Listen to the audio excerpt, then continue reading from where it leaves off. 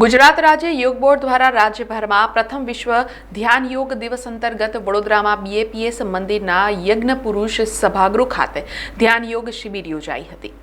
ઠેર ઠેર પ્રથમ વિશ્વ ધ્યાન દિવસની ઉજવણી કરવામાં આવી રહી છે, ત્યારે બીએપીએસ મંદિરના યજ્ઞ પુરુષ સભાગૃહ ખાતે ધ્યાન યોગ શિબિર યોજાઈ હતી।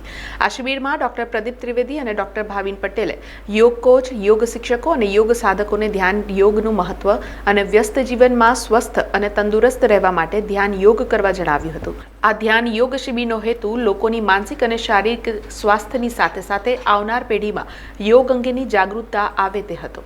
આજે 21 ડિસેમ્બર વિશ્વ ધ્યાન દિવસ આદરણીય વડાપ્રધાન શ્રીમાન નરેન્દ્રભાઈ મોદીના પ્રયત્નથી આપણે 21 જૂન વિશ્વ યોગ દિવસ મળ્યો।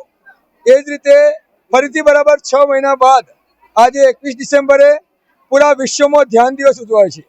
આજે ગુજરાત રાજ્ય યોગ બોર્ડના નેજા હેઠળ પૂરા ગુજરાતમાં 41થી વધુ જગ્યાએ જિલ્લા કક્ષાના અમારા ધ્યાનના કાર્યક્રમ થયા। આજના વડોદરા જિલ્લાના કાર્યક્રમમાં અમારો વડોદરા ઈસ્ટ અને વેસ્ટ બંને પૂરા વડોદરા જિલ્લાનો કાર્યક્રમ અહીંયા હતો।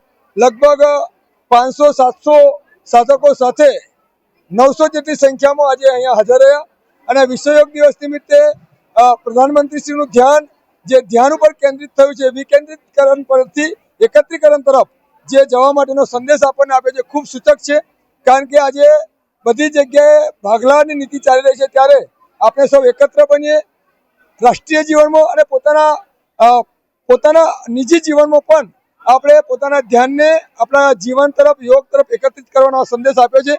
સમાચારોના સતત અપડેટ માટે TNN ન્યૂઝને YouTube પર સબસ્ક્રાઇબ કરી બેલ આઇકોન પ્રેસ કરો અને અમારી સાથે જોડાયેલા રહો Facebook, Instagram અને Twitter ઉપર।